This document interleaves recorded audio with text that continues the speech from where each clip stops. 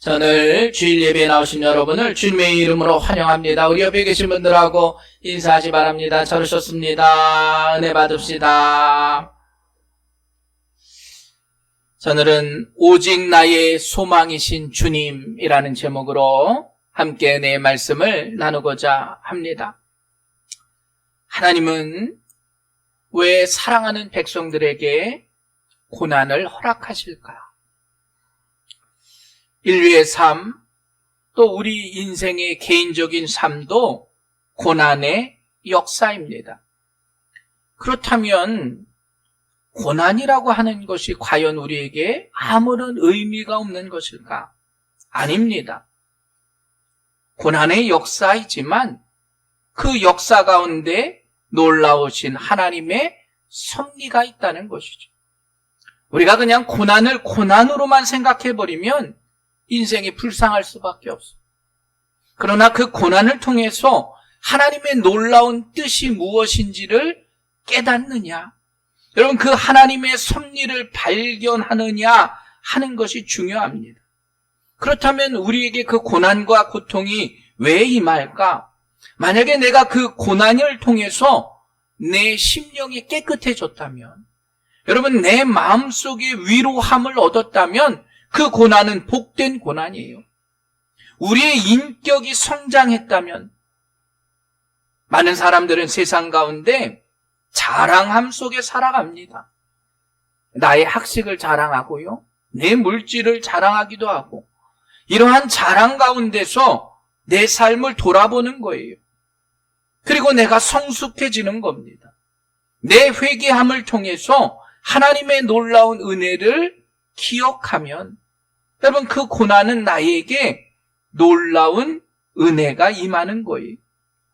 내 마음의 심령이 깨끗해지는 고난, 여러분 그 고난은 우리에게 유익임을 기억하시길 바랍니다. 그래서 늘 말씀 가운데 나아가야 합니다. 자, 다윗이 자신의 모습을 이렇게 고백해요. 시편 139편 23절, 하나님이여 나를 살피사 내 마음을 아시며 나를 시험하사 내 뜻을 아옵소서.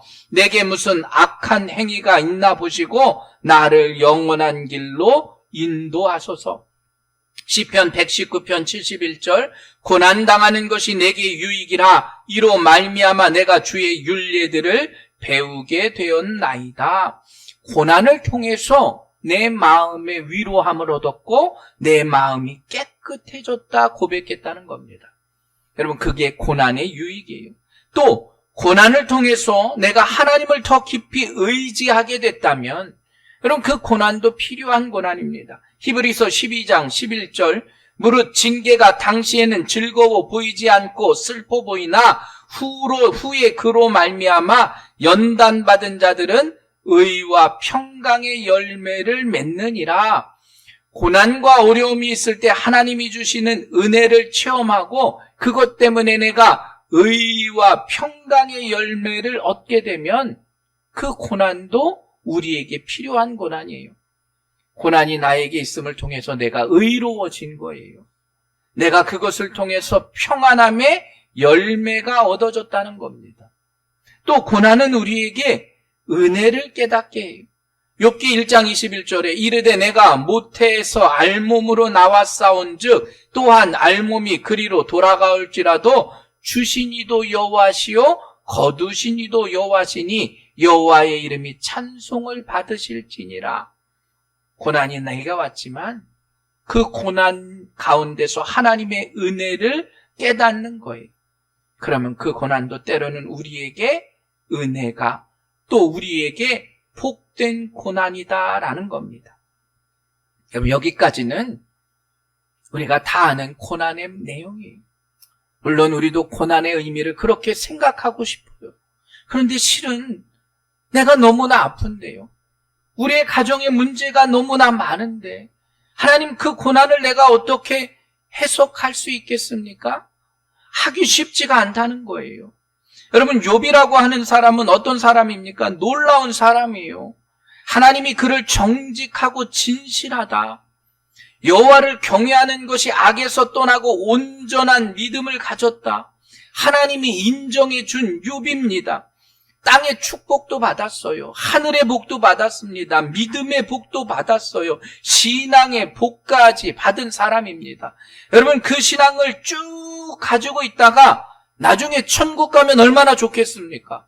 다 우리가 바라는 일입니다. 그런데 그 축복의 상태로 그냥 있다가 천국 가면 좋을 것인데 그런 욥에게 고난을 주셨다는 거예요.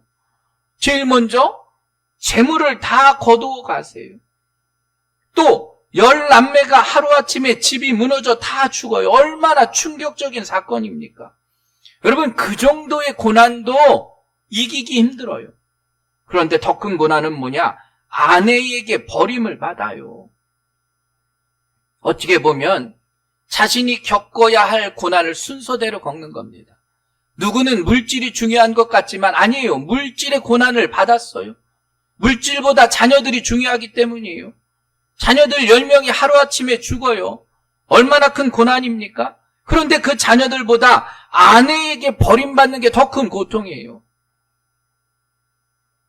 그 아내가 야, 차라리 그러려면 하나님 저주하고 죽으라고 위로를 해야 될 아내에게 욕을 먹게 되는 겁니다.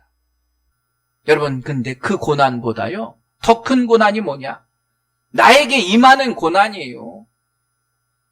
아무리 아내를 사랑하고 자녀를 사랑하고 물질을 사랑해도 그것보다 중요한 건 나예요. 그런데 여러분, 욥은 종기가 발바닥에서 정수리까지 날 정도로요. 자신의 질 그릇으로 온몸을 긁을 정도의 육체적인 고난도 당하는 거예요. 욥기 7장 5절, 내 살에는 구더기와 흙덩이가 의복처럼 입혀졌고 내 피부는 굳어졌다가 터지는구나. 그럼 마치 자신의 피부가 다 터져버렸어요. 만신창이가 된 겁니다.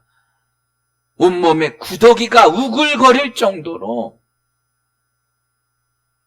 욥기 19장 13절, 나의 형제들이 나를 멀리 떠나게 하시니 나를 아는 모든 사람이 내게 낯선 사람이 되었구나. 내 친척은 나를 버렸으며 가까운 친지들은 나를 잊었구나. 그가 물질적으로, 사회적으로 주위에 얼마나 많은 사람들이 있었습니까? 욥이 또 얼마나 많이 베풀었겠어요. 그런데 이제 형제들, 친척들 모두 나를 떠나버리고 타국 사람처럼 된 거예요. 욥기 19장 18절, 어린아이들까지도 나를 업신여기고 내가 일어나면 나를 조롱하는구나. 여러분, 길가에 있는 어린아이들조차도 나를 업신여겨요. 내게 다 원수가 된 겁니다. 그리고 내 살과 내 피부와 살이 뼈에 붙었고 남은 것은 겨우 잇몸 뿐이로구나. 얼마나 고난 가운데 있으면 내 몸에 있는 모든 살들이 다 떨어져 나가고 잇몸밖에 남지 않았어요. 욥은요, 실은 모든 사람이 받을 수 있는 고난을 다 받은 것 아니겠습니까? 명예와 권세와 이름과 건강과 가족과 친구들, 아내까지도 떠나버린 고난. 그런데 여러분, 더 힘든 건 뭐냐? 왜 이 고난이 나에게 왔는지는 알 수 없는 거예요. 내가 하나님께 부르짖었는데 하나님이 대답해 주시지 않아요. 욥기 13장 22절, 그리하시고 주는 나를 부르소서 내가 대답하리이다. 혹 내게 말씀하게 하옵시고 주는 내게 대답하옵소서. 나의 죄악이 얼마나 많으니까 나의 허물과 죄를 내게 알게 하옵소서. 하나님, 내 죄가 얼마나 큰지 이러한 고난을 허락하십니까? 그 고난의 이유를 좀 내게 말씀해 달라고. 지금 욥이 내가 왜 이러한 고난을 당하고 있는지 주님 제발 말씀해 주옵소서 얘기하고 있어요. 여러분, 때로는 우리가 이러한 육체적인 고난 때문에 예수님을 믿게 된 분이 계실 거예요. 그런데 그 고난이 내게 축복이라는 거예요. 예수를 믿는다고 하는 것, 신앙을 가진다고 하는 게 쉽지 않잖아요. 그런데 그 고난을 통해서 고난 때문에 믿게 되었다면 엄청난 축복이죠. 또 우리 안에 있는 그 고난 때문에 내 죄를 회개한 분들도 있어요. 내가 얼마나 죄를 많이 졌는지, 그리고 그것을 통해서 내 죄를 끊어버리고 거룩하게 살아간다면 여러분 그 또한 축복이에요. 어떤 분들은 그 고난 때문에 겸손함을 배워요. 세상 가운데 많은 것으로 자랑하며 살았는데 그 고난이 내게는 겸손의 길로 나아가는 힘이 됐다는 거예요. 또 어떤 분은 그 고난 때문에 기도의 은혜도 받아요. 고난당하니까 기도할 수밖에 없잖아요. 그 기도를 통해서 나의 경건함으로 나아가고 하나님의 놀라운 은혜까지 깨닫습니다. 또 누구는 그 고난 때문에 내 인생의 놀라운 은혜를 기억하며 깨닫는 거예요. 은혜 받은 사람이 감사하기 때문에 감사할 수 있는 거예요. 고난당하기 전에는 나만 알고 내가 출세하고 성공하는 게 전부였지만 고난 이후에 나를 돌아보는 겁니다. 고난을 통해서 하나님이 그 고난을 축복으로 바꾸어 주신다고 하는 것. 그럼 그게 실은 우리 믿음의 성도들의 신앙의 자세여야 하는 거예요. 그런데 여러분, 그러한 것을 우리가 다 알고 있어요. 그런데 하나님께서는 그 고난 가운데서 내게 너무나 무심하게도 침묵하고 계시다는 거예요. 오늘 본문의 욥이 바로 그겁니다. 침묵 가운데 계신 그 하나님, 그 하나님이 나의 소망이신 하나님임을 고백했다라는 거예요. 여러분, 그게 바로 욥의 위대한 모습이에요. 마치 침묵하고 계시는 그 하나님, 내 기도에 응답하고 계시지 않은 그 하나님, 여전히 묵묵부답이신 그 하나님 때문에 지금 문제는 더 악화돼 가고 있어요. 형편은 더 나아지지 않고 있다는 겁니다. 누군가 나에게 좀 괜찮아지면, 좀 좋아지면, 도움을 주면 얼마나 좋겠습니까?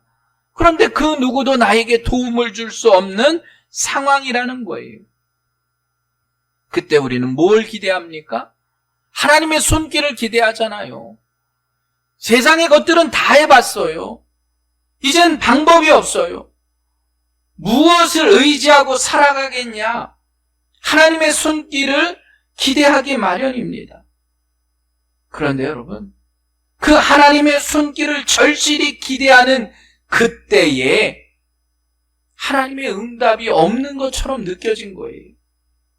내가 지금 믿음을, 내가 지금 신앙을, 내가 지금 직분을 가지고 나아가는데 하나님 응답이 없어요.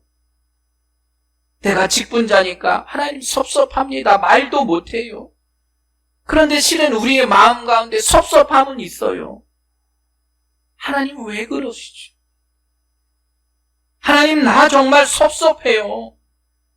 좋은 말이든 싫은 말이든 안 된다는 확실하게 나에게 말씀해 주시면 얼마나 좋겠습니까? 물론 그게 하나님의 뜻인지는 알겠어요. 나 그래도 순종하고 나아가려고 합니다. 그래도 한마디만 해주세요. 욥은 지금 자신이 당한 문제, 그 고통 가운데 하나님이 침묵하신다라는 걸 알고 있는 상태입니다. 도대체 하나님은 어디 계신지, 왜 하나님은 아무 말씀도 하고 있지 않으신지. 여러분, 욥기 23장 2절 말씀 한번 보겠습니다. 자, 오늘도 내게 반항하는 마음과 근심이 있나니 내가 받는 재앙이 탄식보다 무거움이라. 내가 어찌하면 하나님을 발견하고 그의 처소에 나아가랴. 마치 하나님께 내가 반항하는 거예요. 하나님 왜 응답을 안 해주십니까? 작은 소리로라도 나에게 알려주시면 얼마나 좋겠습니까? 그렇다면 내가 다시 하나님께 나아가겠습니다. 자, 8절 말씀. 그런데 내가 앞으로 가도 그가 아니 계시고 뒤로 가도 보이지 아니하며 그가 왼쪽에서 일하시나 내가 만날 수 없고 그가 오른쪽으로 돌이키시나 배울 수 없구나. 내가 정말 하나님 얼굴 빛을 뵈기만 해도 내가 그래도 위로받고 살아갈 텐데 하나님 도대체 어디 계세요? 사방을 둘러봐도 하나님이 계시지 않은 것처럼 느껴지는 거예요. 내가 하나님을 뵙기만 해도, 나에게 음성으로 말씀만 해주셔도 하나님, 내가 이길 수 있는 그 고통을 왜 말씀 안 하십니까? 그리고 오늘 그가 말씀한 내용이 우리가 너무나 잘 아는 10절의 말씀이에요. 자, 우리 10절 말씀을 한번 읽어보도록 하겠습니다. 시작. 그러나 내가 가는 길을 그가 아시나니 그가 나를 단련하신 후에는 내가 순금같이 되어 나아오리라.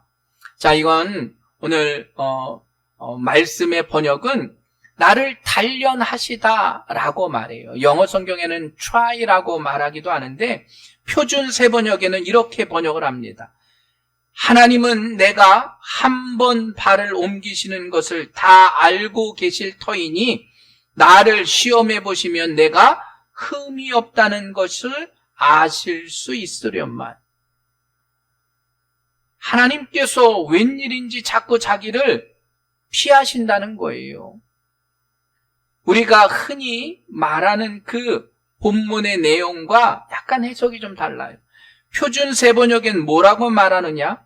하나님은 내가 한 번을 옮기는 것을 다 알고 계실 터이니 나를 시험해 보시면 내가 흠이 없다는 것을 아실 수 있으련만. 하나님께서 나를 피하고 계시고, 공동번역에는 그런데도 그는 나의 걸음을 낱낱이 아시나니 털고 또 털어도 나는 순금같이 깨끗하리라. 우리는 이것을 욥의 신앙의 고백이라 생각했지만 실은 욥이 하나님 앞에 불평을 토로하는 거예요. 볼멘 소리를 하는 거예요. 하나님, 내가 그래도 당신께 나아가기 위해서, 순결한 마음으로 살기 위해서 이렇게 노력했는데 하나님 지금 어디 계십니까? 자, 11절, 12절 말씀이 바로 그겁니다. 11절 말씀 봅니다. 내 발이 그의 걸음을 바로 따랐으며 내가 그의 길을 지켜 치우치지 아니하였고 내가 그의 입술의 명령을 어기지 아니하고 정한 음식보다 그의 입의 말씀을 귀히 여겼도다. 하나님, 내가 지금 최선을 다해서 신앙생활했는데 한 점 부끄러움 없이 살았는데 내가 믿음 안에서 그걸 지키기를 원하고 나아갔는데 왜 내가 이렇게 힘듭니까? 내가 왜 이렇게 고난스럽습니까? 내가 이렇게 고난당하고 있습니까? 그러면서 욥이 이야기하는 게 뭐냐? 그래도 내가 고난당하는 이유는 알아야 되지 않습니까? 여러분, 그건 비단 욥의 이야기가 아니에요. 얼마든지 우리의 신앙 가운데 일어날 문제입니다. 내가 믿음을 지키기 위해서 살았는데 하나님 지금 말씀을 안 하시고 계신 거예요. 응답이 없으신 거예요. 왜 이러한 일들이 내게 일어났는지, 왜 침묵하고 계시는지. 때로는 우리의 죄 때문일 수 있잖아요. 너의 죄다라고 말씀해 주시면 우리 안에 있는 죄에 대한 모습을 회개하고 나아가고 주님의 임재함을 경험할 텐데 그것도 아니에요. 여러분, 나의 죄다라고 말하면 우리가 회개하고 나아가죠. 하나님의 계획하심이 있다 말한다면 하나님의 놀라운 계획을 믿고 나아가요. 그런데 여러분, 놀랍게도 욥은 욥기가 끝날 때까지 하나님의 그 계획을 모르고 있습니다. 마찬가지예요. 하나님의 계획하심이 뭔지 알면 좋은데 알 수 없는 거예요. 하나님의 계획이 있다면 조금 더 수월할 텐데 하나님이 결론을 말해주시면 그 결론을 믿고 나아갈 텐데 왜 이 고난을 당하는지 알기라도 하면 마음은 편한데 답은 주어지지 않는 거예요. 그러면서 뭐라고 말씀하시느냐? 야, 욥, 너 땅의 기초가 뭔 줄 아니? 너 바다는 어떻게 만들어졌는지 아니? 빛은 어디로부터 나와서 어디로 가는지, 별은 어떻게 존재하는지 아니? 그 질문의 의미가 무엇이냐 하면 하나님께서 우리 인생의 길을 일일이 설명하지 않으신다는 거예요. 실은 설명해줘도 우리가 이해할 수 없어요. 여러분, 우주의 신비, 여러분 빛의 모습, 하나님께서 모든 것을 운행하시듯이 우주를 움직이시는데 우리가 그 하나님의 뜻을 어떻게 아냐는 거예요.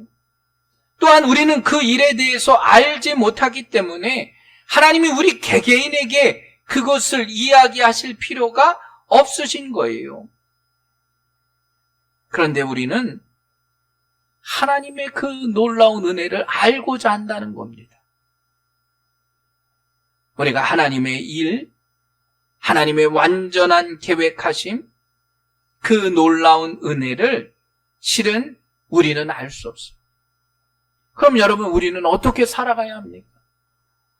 하나님께서 우리의 인생 가운데 주인 되어주시고 모든 것을 이끄시는데 우린 그걸 알지 못해요. 그렇다면 믿음의 성도들에게 있어서 가장 중요한 문제가 무엇일까? 실은 욥기의 시작은 거기서부터 시작되는 거예요. 사탄 마귀가 욥에게 계속 시비를 거는 문제가 바로 그겁니다. 하나님과 욥에 대한 신뢰예요. 사탄이 욥이 얼마나 능력이 있는지에 대해서 시비하지 않아요. 욥이 얼마나 부자였는지 그것보다 중요한 건 만약에 욥이 하나님의 축복이 없다 하면 그 하나님과 욥의 관계가 유지될 수 있느냐는 거예요. 하나님의 응답 없이도, 하나님의 대답 없이도 너 하나님 믿을 수 있냐? 실은 그거부터 욥기가 시작되는 거예요. 욥이 진짜로 하나님을 신뢰할 수 있느냐? 어떤 상황에서도 하나님을 믿고 나아갈 수 있느냐? 여러분, 우리가 요즘 관심 갖고 살아가는 게 그거여야 한다는 거예요. 내가 왜 고난을 당하는지, 하나님이 왜 침묵하고 계신지, 우리의 이 고난이 언제 끝날 것인지, 하나님이 나에게 어떠한 축복을 주시고 보상해 주실 것인지, 여러분, 그게 중요한 게 아니라는 거예요. 하나님이 원하시는 건 하나님과 나와의 신뢰함, 그 관계라는 거예요. 고난이 어디서 왔는지, 하나님이 왜 침묵하시는지, 이것이 언제 끝날 것인지보다 중요한 건 그분을 믿는 절대적인 신뢰함이라는 거예요. 하나님의 고난 가운데 우리를 이끄셔도요, 하나님이 침묵하고 계셔도 그 하나님을 신뢰할 수 있는 여러분들 되시길 간절히 축원합니다. 여러분, 그 신뢰를 어떻게 보여줍니까? 우리의 이 예배 가운데 보여드리는 거예요. 내가 나와서 진실한 마음으로 예배를 드릴 때, 내가 고난 가운데 있지만 이 예배가 나에게 너무나 소중할 때, 이 예배가 정말로 하나님께 드려지는 예배라고 내가 고백할 때 하나님 그거 보시겠다는 거예요. 야, 그래도 너 나 사랑하는구나. 너와 나의 관계, 이 예배를 통해서 하나님이 나를 인정해 주시는 거예요. 요한복음 6장 28절, 그들이 묻되 우리가 어떻게 하여야 하나님의 일을 하오리까? 예수께서 대답하여 이르시되 하나님께서 보내신 이를 믿는 것이 하나님의 일이니라 하시니, 하나님의 일은 예수 그리스도를 믿는 것, 그게 바로 하나님의 일이라는 거예요. 여러분, 우리가 세상 가운데 살아가면서 얼마나 많이 가졌느냐, 가난하느냐? 아니에요. 누가 얼마나 많이 기도를 하느냐, 누가 얼마나 많이 전도를 하느냐? 아니에요. 하나님과 나와의 친밀한 관계, 그 관계가 흔들리지 않고 그 관계가 신뢰의 관계가 되었을 때, 그래서 내가 드리는 이 예배가 참된 예배가 될 때 하나님은 그것을 회복시켜 주시겠다라는 거예요. 그런 자들은 어떻게 할 수 있느냐? 하나님 앞에 내 심정을 토로하는 거예요. 여러분, 하나님 앞에서 내 심정을 토로한다고 하는 것, 토로라고 하는 건 속마음을 죄다 드러내서 말하는 거예요. 섭섭하잖아요. 그러면 어떻게 해요? 하나님, 나 섭섭해요. 너무나 힘들잖아요. 하나님, 내가 힘든 것 하나님 앞에 내 마음을 드러내서 말하는 거예요. 왜냐? 하나님과 나와의 신뢰의 관계가 형성되었기 때문에. 지금은 침묵하시는 것 같고, 지금은 내 옆에 계신 것 같지 않지만, 욥이 지금 한 건, 하나님, 나 그래도 억울해요. 하나님, 나 너무나 답답해요. 하나님, 왜 내 곁에 계시지 않아요? 하나님, 나 정말 섭섭해요. 그런데 여러분, 미워도 억울해도 섭섭해도 어떻게 해요? 하나님 앞에서 토로하라는 겁니다. 세상에 나가지 말라는 거예요. 세상에서 그것을 채워줄 수 있는 게 없다는 거예요. 이게 바로 하나님을 신뢰하는 사람의 신앙의 자세임을 기억하시기 바랍니다. 억울하세요? 답답하시잖아요. 섭섭할 수도 있어요. 하나님께 토로하는 우리 믿음의 성도들 되시길 주님의 이름으로 간절히 축원합니다. 그리고 하나님 앞에 우리가 그것을 토로하고 난 이후에 욥의 관점이 바뀌어요. 자, 13절 말씀 봅니다. 그는 뜻이 일정하시니 누가 능히 돌이키랴. 그의 마음에 하고자 하시는 것이면 그것을 행하시나니. 욥은 이미 알고 있어요. 하나님의 계획하심을. 하나님이 행하시는 건 하나님의 뜻대로 이루시는 거예요. 근데 내가 어떻게 우주 만물을 창조하신 그 하나님의 섭리를 알겠습니까? 네가 하늘의 우주를 하나님이 말해주셔도 알 수 없어요. 마치 여러분, 개미가 많이 있잖아요. 제가 물을 가지고 개미집에 물을 떨어뜨리는데 개미들은 알 수 없어요. 왜 지금 하늘에서 이렇게 큰 비가 내리는지. 내가 개미를 붙잡고, 개미야, 내가 장난치려고 니네 집에 물을 부었어? 얘기한들 소용없는 거예요. 하나님의 관점으로 우리의 삶을 바라보는 것. 여전히 하나님은 살아계시고, 여전히 하나님은 나와의 관계를 원하시고, 세상의 만물을 주관하시는 분이시다. 지금은 침묵하시지만, 지금은 응답이 없는 것처럼 보이지만, 나는 그런 하나님을 바라보고 있으리라. 여러분, 그게 욥의 고백이었다는 거예요. 하나님은 여전히 그런 욥을 하나님이 바라보고 계셨다는 거예요. 하나님을 신뢰하는 욥을 하나님은 버리시지 않으신다는 거예요. 자, 13절 말씀. 그는 뜻이 일정하시니 누가 능히 돌이키랴. 그의 마음에 하고자 하시는 것이면 그것을 행하시나니 그런즉 내게 작정하신 것을 이루실 것이라. 이런 일이 그에게 많이 있느니라. 그러므로 내가 그 앞에 떨며 지각을 얻어 그를 두려워하리라. 하나님이 나의 마음을 약하게 하시며 전능자가 나를 두렵게 하셨나니 이는 내가 두려워하는 것이 어둠 때문이나 흑암이 내 얼굴을 가렸기 때문이 아니로다. 자, 이게 개역개정에는 이렇게 나와 있지만 현대어 성경에는 이렇게 말해요. 하나님이 내 마음을 여리게 만드시는군요. 전능하신 이에게 공포에 빠뜨리시는군요. 정말 내가 두려워하는 것은 어둠이 아니라 하나님이시라. 캄캄한 어둠이 내 눈을 가리운다 해도 난 하나님만 두려워하노라. 또 하나님이 내 용기를 꺾으셨기 때문에 전능하신 분께서 나를 떨게 하셨기 때문이지. 내가 무서웠던 건 어둠 때문이 아니고 흑암이 나를 덮은 탓도 아닙니다. 우리가 인생을 살아가면서 내 안에 있는 두려움, 또 그 어둠은 물질의 어둠, 우리의 육체적인 질병, 다 그런 것들이 아니라는 거예요.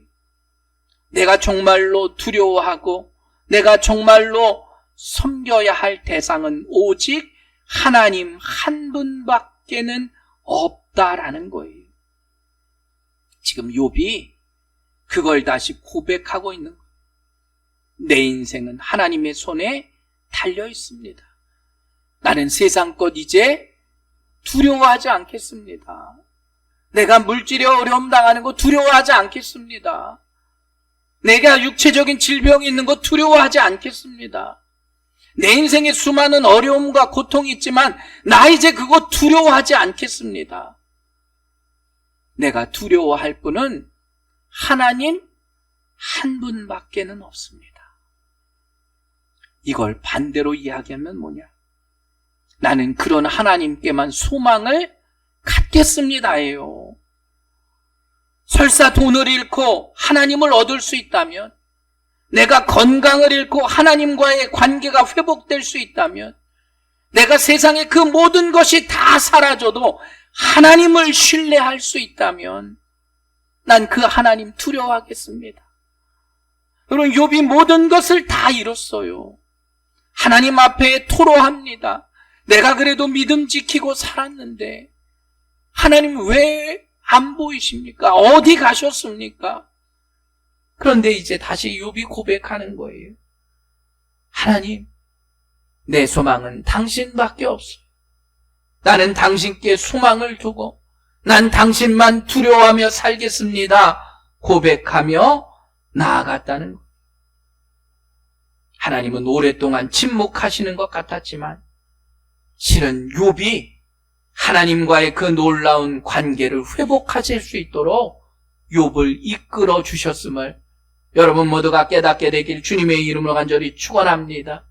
여러분, 그런 놀라운 욥의 신앙의 고백이 바로 욥기예요. 그리고 나오잖아요. 욥기에는 갑절의 축복이 있었다. 여러분, 근데 한번 생각해 보세요. 10명의 자녀를 얻었었는데 그 자녀가 죽고 또 다른 자녀를 얻었다고 실은 그게 축복일까요? 아니에요.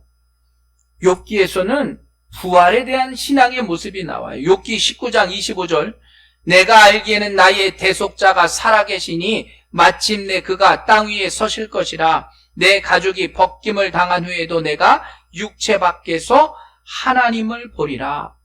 지금 욥이 고백했던 건 뭐냐? 지금 나의 죽었던 10명의 자녀들은 하나님이 주신 선물입니다.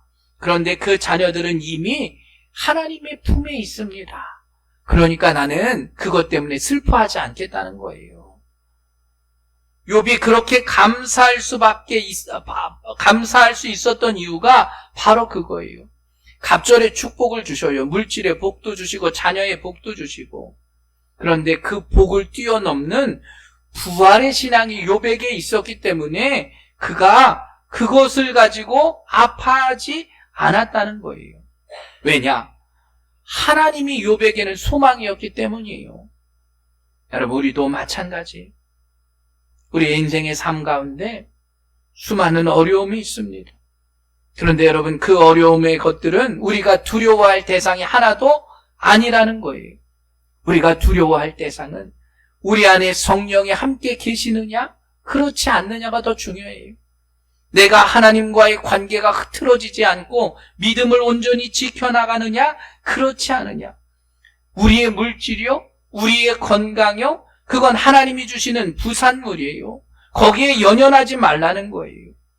우리는 늘 하나님께 소망을 두고 주님이 나의 구주임을 고백하며 살아갈 때 성령이 내 안에서 모든 것을 이끌어 주신다는 거예요. 여러분, 하나님이 여전히 침묵하실지라도 성령의 인도하심으로 오직 주님께 소망을 두고 살아갈 수 있는 우리 믿음의 성도들 되시길 간절히 축원합니다. 우리가 믿음 안에서 해볼 수 있는 거 다 해봐야 되잖아요. 욥처럼 하나님께 토로하세요. 나 힘들고 못 살겠어요. 나도 버틸 만큼 버텼습니다. 당신 어디 계세요? 그런데 그 토로함은 내 신앙 가운데 주님과의 그 관계를 확실하게 형성하는 토로가 되어야 해요. 하나님 미워요, 도망가라는 이야기가 아니에요. 정말로 내가 당신께 나아가기 위해서 내가 그 소망을 다시 한번 고백하라는 거예요. 그럼 우리도 주님께 나아올 수 있는 믿음의 성도들임을 기억하시길 간절히 축원합니다. 그러기 위해서 성령께서 우리의 마음 가운데 함께 하셔야 돼요. 성령의 인도하심을 통해서 하나님께 오직 소망을 두고 세상 가운데 살아가는 우리 새생명교회 성도들 되시길 주님의 이름으로 간절히 축원합니다.